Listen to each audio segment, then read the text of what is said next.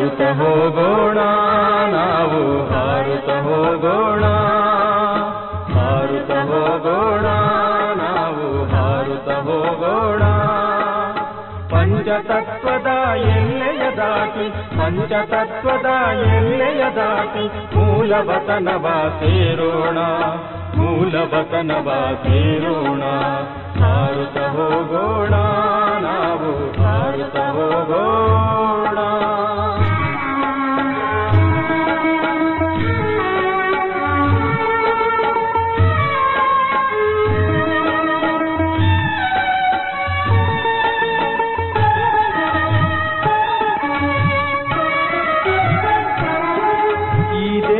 ಸ್ಮೃತಿ ಬಿಟ್ಟು ದೇಹದಾರಿಯ ಸ್ಮೃತಿ ಬಿಟ್ಟು, ಈ ದೇಹದ ಸ್ಮೃತಿ ಬಿಟ್ಟು ದೇಹದಾರಿಯ ಸ್ಮೃತಿ ಬಿಟ್ಟು, ಈ ಪತಿತ ಹಳೆಯದಾದ ಪ್ರಪಂಚದ ಸ್ಮೃತಿ ಬಿಟ್ಟು, ಈ ಪತಿತ ಹಳೆಯದಾದ ಪ್ರಪಂಚದ ಸ್ಮೃತಿ ಬಿಟ್ಟು, ದೂರ ದೂರದ ಗಗನವ ದಾಟಿ ಎತ್ತರೆತ್ತರಕ್ಕೆ ಹಾರೋಣ, ದೂರ ದೂರದ ಗಗನವ ದಾಟಿ ಎತ್ತರೆತ್ತರಕ್ಕೆ ಹಾರೋಣ. ಹಾರುತ್ತ ಹೋಗೋಣ ನಾವು ಹಾರುತ್ತ ಹೋಗೋಣ, ಹಾರುತ್ತ ಹೋಗೋಣ ನಾವು ಹಾರುತ್ತ ಹೋಗೋಣ.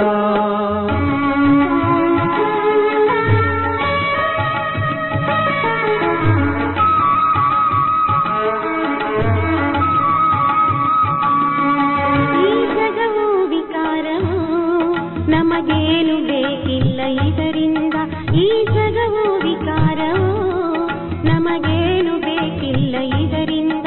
ಆವತನವೇ ನಮಗಿರಲು ನಾವಿರಬೇಕಲ್ಲಿ ಸದಾ, ಆವತನವೇ ನಮಗಿರಲು ನಾವಿರಬೇಕಲ್ಲಿ ಸದಾ.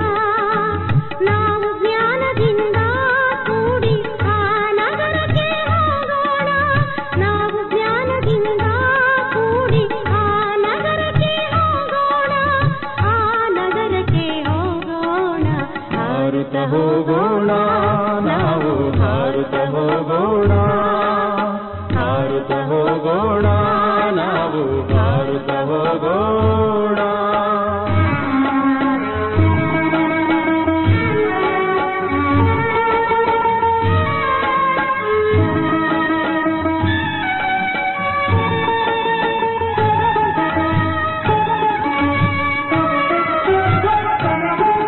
ಆವತನದಿ ಕುಳಿತಿಹರು ಅವ್ಯಕ್ತ ಪಿತಾಮಹರು, ಆವತನದಿ ಕುಳಿತಿಹರು ಅವ್ಯಕ್ತ ಪಿತಾಮಹರು, ಕಾಯುತ್ತಲಿಹರು ಅವರಿಂದು ಮನೆಗೀಗ ಕರೆದೊಯ್ಯಲು, ಕಾಯುತ್ತಲಿಹರು ಅವರಿಂದು ಮನೆಗೀಗ ಕರೆದೊಯ್ಯಲು. ನಿರಾಕಾರಿಗಳು ಆಗೋಣ ಶಾಂತಿಧಾಮವ ಸೇರೋಣ, ನಿರಾಕಾರಿಗಳು ಆಗೋಣ ಶಾಂತಿಧಾಮವ ಸೇರೋಣ. ಹಾರುತ್ತ ಹೋಗೋಣ ನಾವು ಹಾರುತ್ತ ಹೋಗೋಣ, ಹಾರುತ್ತ ಹೋಗೋಣ ನಾವು ಹಾರುತ್ತ ಹೋಗೋಣ. ಪಂಚತತ್ವದ ಎಲ್ಲೆಯ ದಾಟಿ, ಪಂಚತತ್ವದ ಎಲ್ಲೆಯ ದಾಟಿ ಮೂಲವತನವ ಸೇರೋಣ, ಮೂಲವತನವ ಸೇರೋಣ. ಹಾರುತ್ತ ಹೋಗೋಣ ನಾವು ಹಾರುತ್ತ ಹೋಗೋಣ, ಹಾರುತ್ತ ಹೋಗೋಣ ನಾವು ಹಾರುತ್ತ ಹೋಗೋಣ.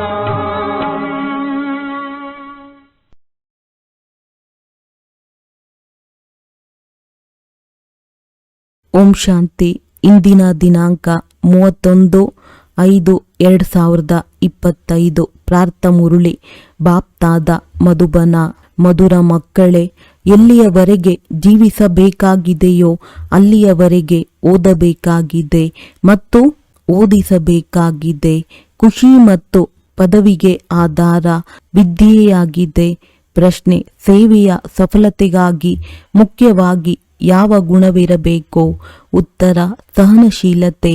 ಪ್ರತಿಯೊಂದು ಮಾತಿನಲ್ಲಿ ಸಹನಶೀಲರಾಗಿ ಪರಸ್ಪರ ಸಂಘಟನೆಯಲ್ಲಿದ್ದು ಸೇವೆ ಮಾಡಿ ಭಾಷಣ ಇತ್ಯಾದಿಗಳ ಕಾರ್ಯಕ್ರಮಗಳನ್ನು ತೆಗೆದುಕೊಂಡು ಬನ್ನಿ. ಮನುಷ್ಯರನ್ನು ನಿದ್ರೆಯಿಂದ ಜಾಗೃತಗೊಳಿಸಲು ಅನೇಕ ಅವಕಾಶಗಳು ಬರುತ್ತವೆ. ಯಾರು ಅದೃಷ್ಟವಂತರಾಗುವವರಿದ್ದಾರೆಯೋ ಅವರು ವಿದ್ಯೆಯನ್ನೂ ಸಹ ರುಚಿಯಿಂದ ಓದುತ್ತಾರೆ. ಗೀತೆ ನಾವು ಆ ಮಾರ್ಗದಂತೆ ನಡೆಯಬೇಕು. ಓಂ ಶಾಂತಿ. ನೀವು ಮಕ್ಕಳು ಯಾವ ವಿಚಾರವನ್ನಿಟ್ಟುಕೊಂಡು ಮಧುಬನಕ್ಕೆ ಬರುತ್ತೀರಿ? ವಿದ್ಯೆಯನ್ನು ಓದಲು ಬರುತ್ತೀರಾ? ಯಾರ ಬಳಿ ಬರುತ್ತೀರಿ? ಬಾಪ್ ತಾದಾರವರ ಬಳಿ. ಇದು ಹೊಸ ಮಾತಾಗಿದೆ.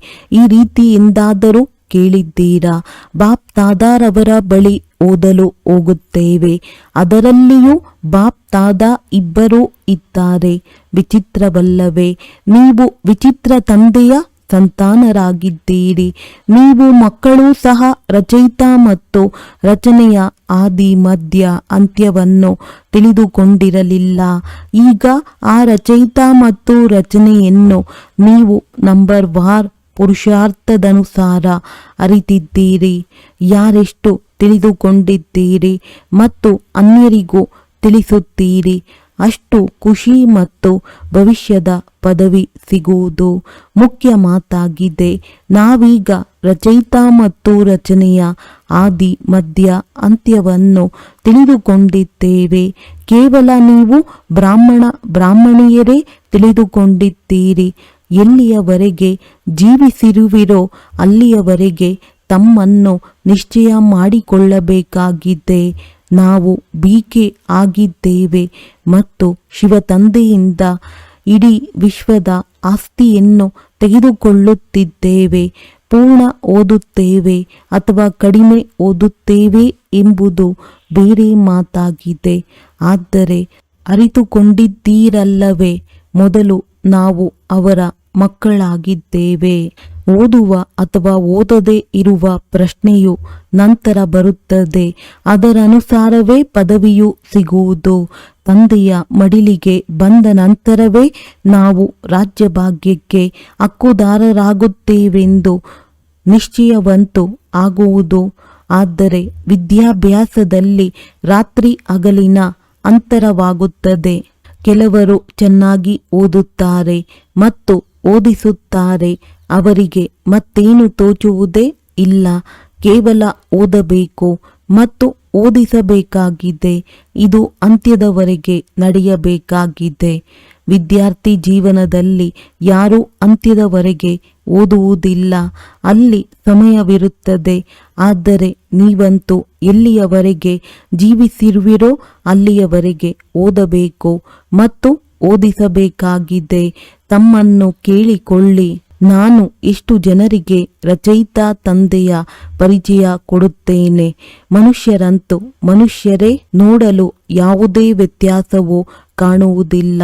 ಶರೀರದಲ್ಲಿಯೂ ವ್ಯತ್ಯಾಸವಿಲ್ಲ. ಇದು ಒಳಗಡೆ ಬುದ್ಧಿಯಲ್ಲಿ ವಿದ್ಯೆಯು ಮೊಳಗುತ್ತಿರುತ್ತದೆ. ಯಾರೆಷ್ಟು ಓದುವರೋ ಅವರಿಗೆ ಅಷ್ಟು ಖುಷಿಯೂ ಇರುವುದು. ಆಂತರ್ಯದಲ್ಲಿ ನಾವು ಹೊಸ ವಿಶ್ವದ ಮಾಲೀಕರಾಗುತ್ತೇವೆ. ನಾವೀಗ ಸ್ವರ್ಗದ ದ್ವಾರದಲ್ಲಿ ಹೋಗುತ್ತೇವೆಂದು ನೆನಪಿರುತ್ತದೆ. ಆದ್ದರಿಂದ ತಮ್ಮೊಂದಿಗೆ ತಾವು ಸದಾ ಕೇಳಿಕೊಳ್ಳುತ್ತಾ ಇರಿ, ನನ್ನಲ್ಲಿ ಎಷ್ಟು ಅಂತರವಿದೆ. ತಂದೆಯು ನಮ್ಮನ್ನು ತಮ್ಮವರನ್ನಾಗಿ ಮಾಡಿಕೊಂಡಿದ್ದಾರೆ. ನಾವು ಹೇಗಿದ್ದವರು ಏನಾಗುತ್ತೇವೆ ಎಲ್ಲವೂ ವಿದ್ಯೆಯ ಮೇಲೆ ಆಧಾರಿತವಾಗಿದೆ.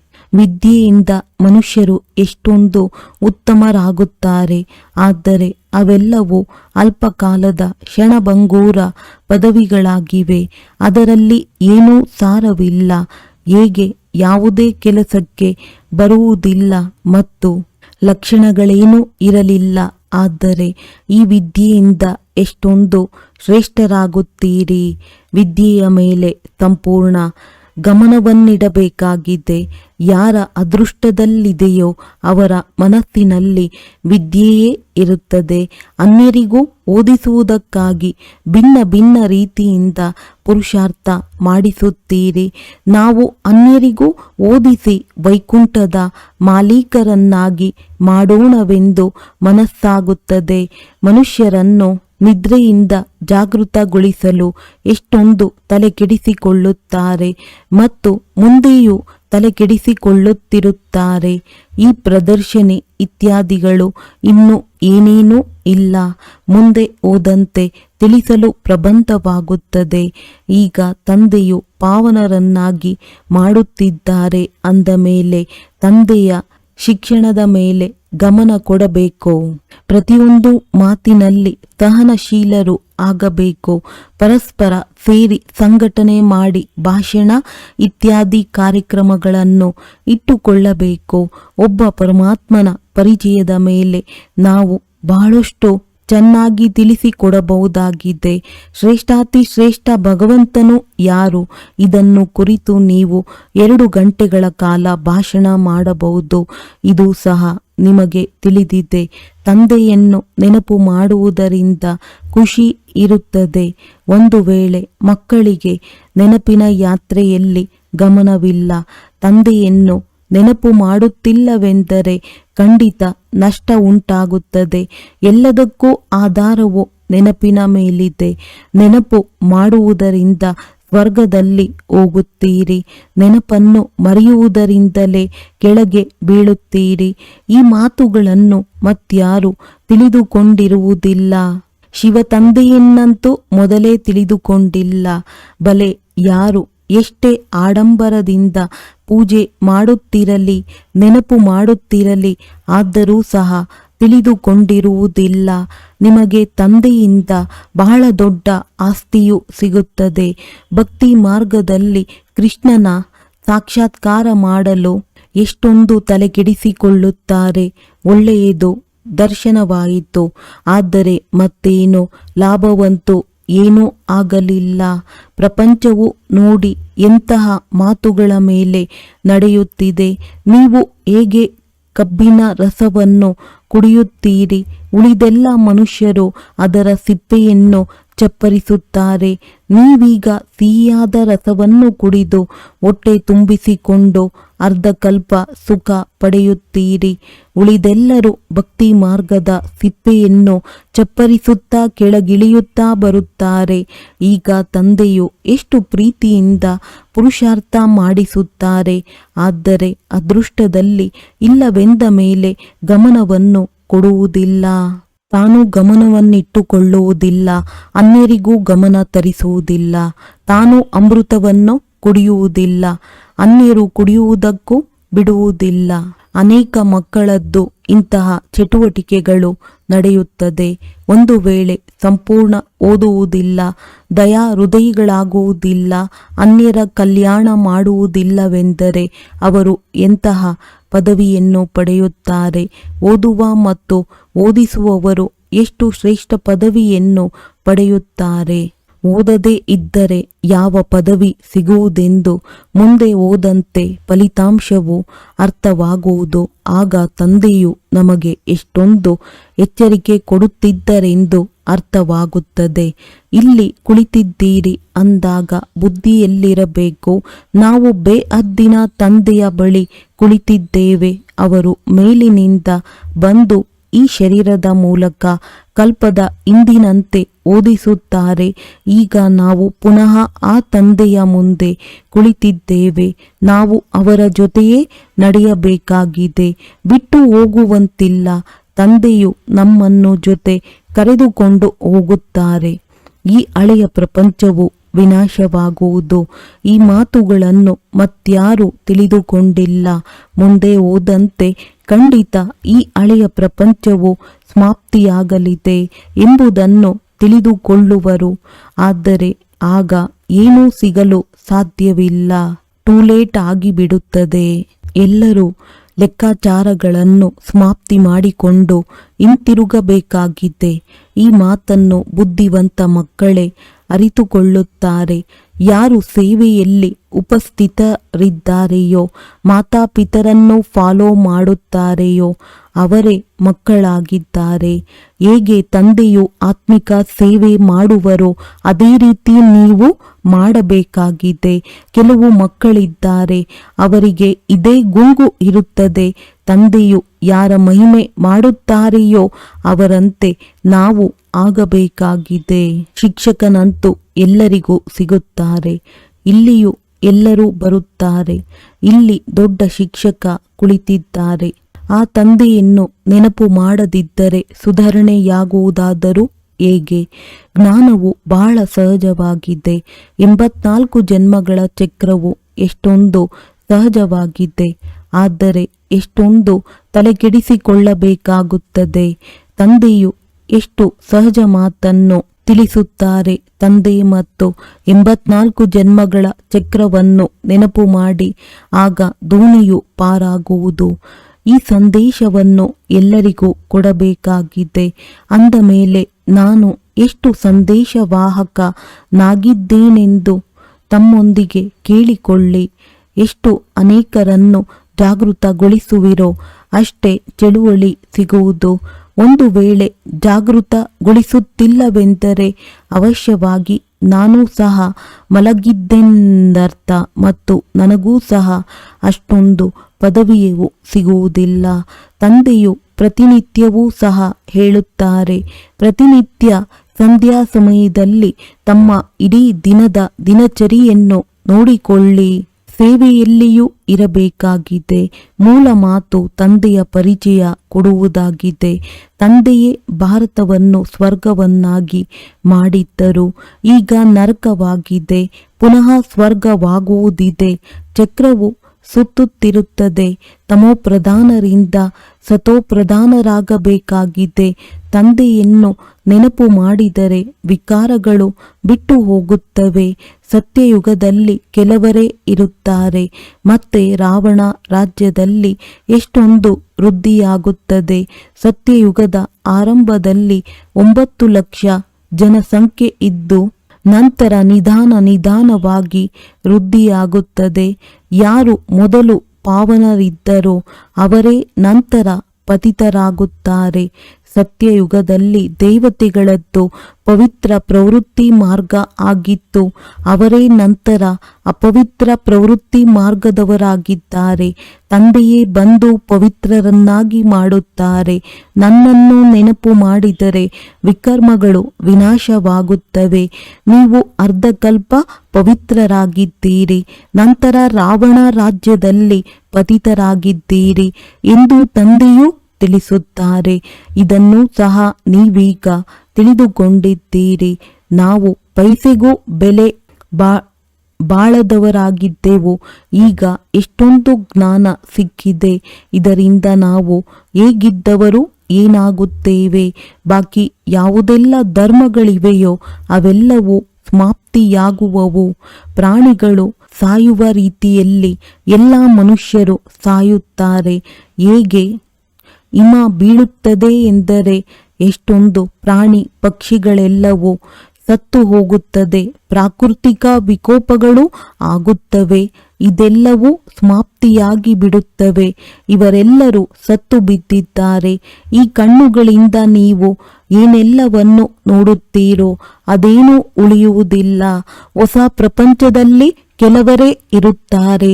ಈ ಜ್ಞಾನವು ನಿಮ್ಮ ಬುದ್ಧಿಯಲ್ಲಿದೆ. ಜ್ಞಾನಸಾಗರ ತಂದೆಯು ನಿಮಗೆ ಜ್ಞಾನದ ಆಸ್ತಿಯನ್ನು ಕೊಡುತ್ತಿದ್ದಾರೆ. ನಿಮಗೆ ತಿಳಿದಿದೆ, ಇಡೀ ಪ್ರಪಂಚದಲ್ಲಿ ಕೊಳಕಿದೆ. ನಾವು ಸಹ ಕೆಸರಿನಲ್ಲಿ ಮೈಲಿಗೆಯಾಗಿದ್ದೆವು. ತಂದೆಯು ಈಗ ಕೆಸರಿನಿಂದ ಹೊರತೆಗೆದು ಎಷ್ಟೊಂದು ಸುಂದರ ಹೂಗಳನ್ನಾಗಿ ಮಾಡುತ್ತಿದ್ದಾರೆ. ನಾವು ಈ ಶರೀರವನ್ನು ಬಿಡುತ್ತೇವೆ. ಆತ್ಮವು ಪವಿತ್ರವಾಗಿ ಬಿಡುತ್ತದೆ. ತಂದೆಯು ಎಲ್ಲರಿಗೂ ಏಕರಸವಾಗಿ ವಿದ್ಯೆಯನ್ನು ಓದಿಸುತ್ತಾರೆ. ಆದರೆ ಕೆಲವರ ಬುದ್ಧಿಯು ಸಂಪೂರ್ಣ ಜಡವಾಗಿದೆ. ಏನೂ ಅರ್ಥವಾಗುವುದಿಲ್ಲ. ಇದು ಸಹ ಡ್ರಾಮಾದಲ್ಲಿ ನಿಗದಿಯಾಗಿದೆ. ತಂದೆಯು ತಿಳಿಸುತ್ತಾರೆ, ಇವರ ಅದೃಷ್ಟದಲ್ಲಿಲ್ಲವೆಂದರೆ ನಾನು ತಾನೇ ಏನು ಮಾಡಲು ಸಾಧ್ಯ? ನಾನಂತೂ ಎಲ್ಲರಿಗೆ ಏಕರಸವಾಗಿ ಓದಿಸುತ್ತೇನೆ. ನಂಬರ್ ವಾರ್ ಆಗಿಯೇ ಓದುತ್ತಾರೆ. ಕೆಲವರು ಚೆನ್ನಾಗಿ ತಿಳಿದುಕೊಂಡು ಅನ್ಯರಿಗೂ ತಿಳಿಸುತ್ತಾರೆ. ಅನ್ಯರ ಜೀವನವನ್ನು ವಜ್ರ ಸಮಾನ ಮಾಡುತ್ತಾರೆ. ಇನ್ನು ಕೆಲವರು ಮಾಡುವುದೇ ಇಲ್ಲ. ಎಷ್ಟೊಂದು ಉಲ್ಟಾ ಅಹಂಕಾರವಿರುತ್ತದೆ. ಹೇಗೆ ವಿಜ್ಞಾನಿಗಳಿಗೆ ಎಷ್ಟೊಂದು ಬುದ್ಧಿಯ ಅಭಿಮಾನವಿದೆ. ಬಹು ದೂರದ ತನಕ ಇರುವ ಆಕಾಶ ಸಮುದ್ರವನ್ನು ನೋಡಲು ಬಯಸುತ್ತಾರೆ. ತಂದೆಯು ತಿಳಿಸುತ್ತಾರೆ, ಇದರಿಂದೇನೂ ಲಾಭವೇ ಇಲ್ಲ. ಸುಮ್ಮನೆ ವಿಜ್ಞಾನದ ಅಭಿಮಾನದಿಂದ ತನ್ನ ತಲೆ ಕೆಡಿಸಿಕೊಳ್ಳುತ್ತಿದ್ದಾರೆ. ಬಹಳ ಹೆಚ್ಚಿನ ಸಂಬಳವೂ ಅವರಿಗೆ ಸಿಗುತ್ತದೆ. ಅದೆಲ್ಲವನ್ನು ಅವರು ವ್ಯರ್ಥ ಮಾಡುತ್ತಿರುತ್ತಾರೆ. ಚಿನ್ನದ ದ್ವಾರಿಕೆಯು ಕೆಳಗಿನಿಂದ ಬರುತ್ತದೆ ಎಂದಲ್ಲ.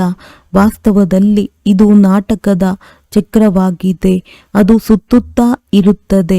ನಂತರ ನಾವು ಸಮಯದಲ್ಲಿ ಹೊಸ ಪ್ರಪಂಚದಲ್ಲಿ ಹೋಗಿ ನಮ್ಮ ಮೆಹಲುಗಳನ್ನು ಕಟ್ಟುತ್ತೇವೆ. ಪುನಃ ಅದೇ ರೀತಿ ಮನೆ ಆಗುತ್ತವೆಯೇ ಎಂದು ಕೆಲವರು ಆಶ್ಚರ್ಯ ಪಡುತ್ತಾರೆ. ಖಂಡಿತವಾಗಿ ತಂದೆಯು ತೋರಿಸುತ್ತಾರೆ, ನೀವು ಪುನಃ ಅದೇ ರೀತಿ ಚಿನ್ನದ ಮೆಹಲುಗಳನ್ನು ಕಟ್ಟುತ್ತೀರಿ. ಅಲ್ಲಂತೂ ಹೇರಳವಾಗಿ ಚಿನ್ನವಿರುತ್ತದೆ.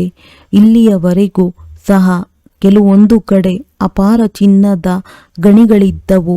ಅದೆಲ್ಲವೂ ಸಮಾಪ್ತಿಯಾಯಿತು. ಈಗ ವಜ್ರದ ಬೆಲೆ ನೋಡಿ ಎಷ್ಟೊಂದಿದೆ. ಇಂದು ಇಷ್ಟೊಂದು ಬೆಲೆ ಇದೆ, ನಾಳೆ ಕಲ್ಲುಗಳ ಸಮಾನವಾಗಿ ಬಿಡುವುದು. ತಂದೆಯು ನೀವು ಮಕ್ಕಳಿಗೆ ಬಹಳ ಅದ್ಭುತವಾದ ಮಾತುಗಳನ್ನು ತಿಳಿಸುತ್ತಾರೆ ಮತ್ತು ಸಾಕ್ಷಾತ್ಕಾರವನ್ನು ಮಾಡಿಸುತ್ತಾರೆ. ನೀವು ಮಕ್ಕಳಿಗೆ ಈಗ ಇದೇ ಬುದ್ಧಿಯಲ್ಲಿರಬೇಕು. ನಾವು ಆತ್ಮಗಳು ಮನೆಯನ್ನು ಬಿಟ್ಟು 5,000 ವರ್ಷಗಳಾಯಿತು. ಅದಕ್ಕೆ ಮುಕ್ತಿಧಾಮವೆಂದು ಹೇಳುತ್ತಾರೆ.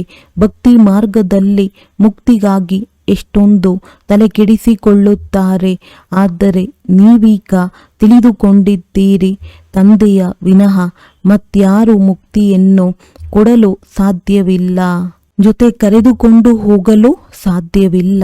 ಈಗ ನೀವು ಮಕ್ಕಳ ಬುದ್ಧಿಯಲ್ಲಿ ಹೊಸ ಪ್ರಪಂಚವಿದೆ, ಇದು ಹೇಗೆ ಸುತ್ತುತ್ತದೆ ಎಂಬುದನ್ನು ತಿಳಿದುಕೊಂಡಿದ್ದೀರಿ. ನೀವು ಮತ್ಯಾವುದೇ ಮಾತುಗಳಲ್ಲಿ ಹೋಗುವಂತಿಲ್ಲ. ಕೇವಲ ತಂದೆಯನ್ನು ನೆನಪು ಮಾಡಬೇಕಾಗಿದೆ ಮತ್ತು ಎಲ್ಲರಿಗೆ ಇದನ್ನೇ ಹೇಳುತ್ತಾ ಇರಿ. ತಂದೆಯನ್ನು ನೆನಪು ಮಾಡಿ, ಆಗ ವಿಕರ್ಮಗಳು ವಿನಾಶವಾಗುತ್ತವೆ. ತಂದೆಯು ನಿಮ್ಮನ್ನು ಸ್ವರ್ಗದ ಮಾಲೀಕರನ್ನಾಗಿ ಮಾಡಿದರಲ್ಲವೇ? ನೀವು ನನ್ನ ಶಿವ ಜಯಂತಿಯನ್ನು ಆಚರಿಸುತ್ತೀರಿ.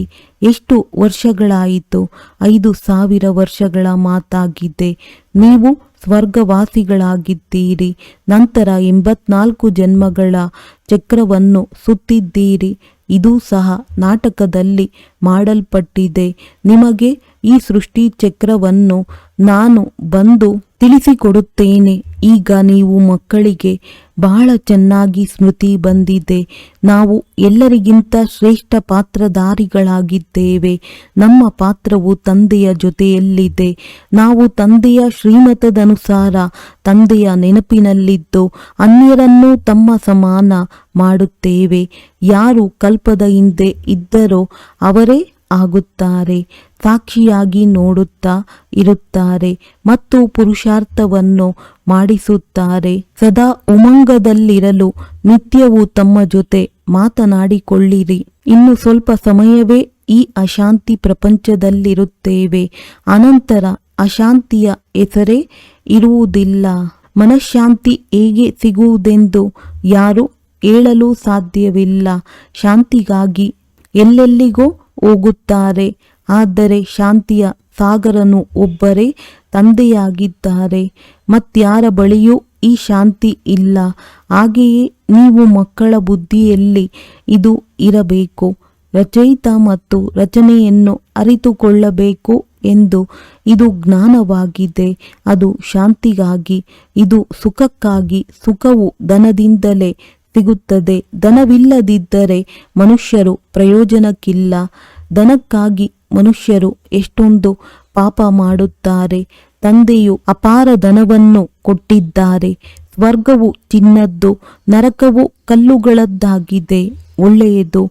ಮಧುರಾತಿ ಮಧುರ ಅಗಲಿ ಹೋಗಿ ಮರಳಿ ಸಿಕ್ಕಿರುವಂತಹ ಮಕ್ಕಳಿಗೆ ಮಾತ್ಪಿತಾ ಬಾಪ್ದಾದಾರವರ ನೆನಪು, ಪ್ರೀತಿ ಹಾಗೂ ನಮಸ್ತೆ. ಆತ್ಮೀಯ ಮಕ್ಕಳಿಗೆ ಆತ್ಮೀಯ ತಂದೆಯ ನಮಸ್ತೆ. ಧಾರಣೆಗಾಗಿ ಮುಖ್ಯ ಸಾರ.